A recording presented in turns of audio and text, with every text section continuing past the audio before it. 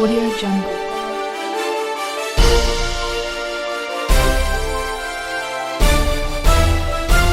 Audio Jungle.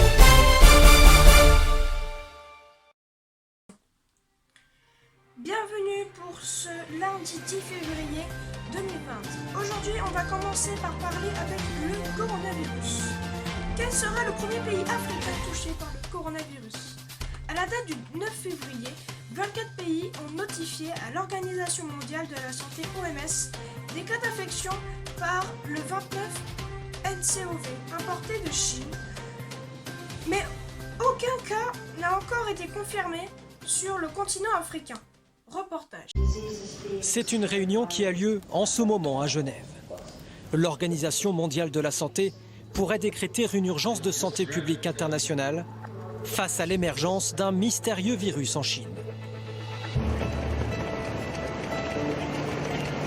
Dans les rues de Shanghai, rares sont les piétons à ne pas porter de masque. En Chine, la peur s'installe. À cause de ce nouveau virus, je suis inquiète pour ma propre santé, mais aussi pour celle de mes proches. Il faut que l'on prenne des mesures pour se protéger.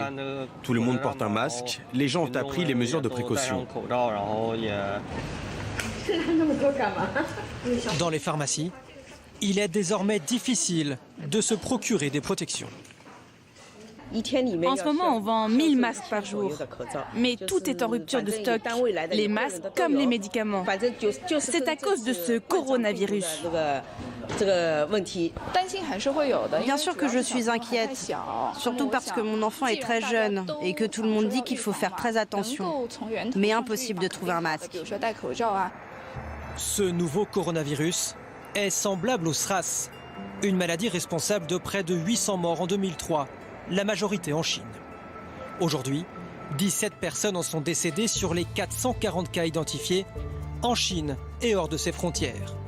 Car le virus a désormais atteint 6 pays, dont les États-Unis, où un homme est hospitalisé près de Seattle. Le premier cas de coronavirus aux États-Unis est un homme de Washington qui revenait de Wuhan en Chine. Il a tout de suite reçu les traitements médicaux et été identifié. Et on va parler aussi, après le coronavirus, de le fils du président équato-guinéen en attente de son jugement. Dans quelques minutes, il y a derrière moi, si vous le voyez, les partisans de l'opposition qui sont ici, qui attendent se délibérer avec impatience. On est en deuxième instance ici en appel et les réquisitions du ministère public ont été plus lourdes que les peines qui ont été prononcées en première instance, à savoir le parquet a requis 4 ans de prison ferme pour Théodorin Obiang, 30 millions d'euros d'amende et la saisie de tous les biens. Je vous le disais, c'est un réquisitoire beaucoup plus lourd que ce qui a été, à laquelle a été condamné Théodorin Obiang. La justice l'a reconnu coupable. La justice considère que Théodorin Obiang s'est enrichi en France et qu'il a bâti ici en France un patrimoine considérable. Alors c'est une première, c'est la première fois qu'en France un président est jugé hors de son territoire. Une première d'après les associations Sherpa ou Transparency qui ont porté plainte ici en France pour que ce procès puisse exister. Pour elles, c'est une avancée considérable en termes de droit.